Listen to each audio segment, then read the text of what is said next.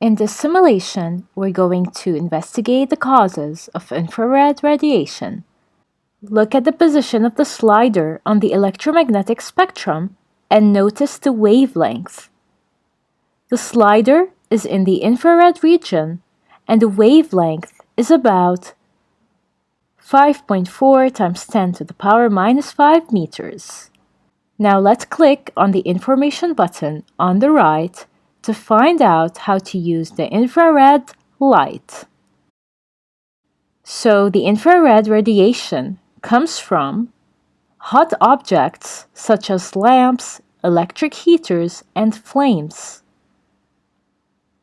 We can detect them with our skin. They feel hot.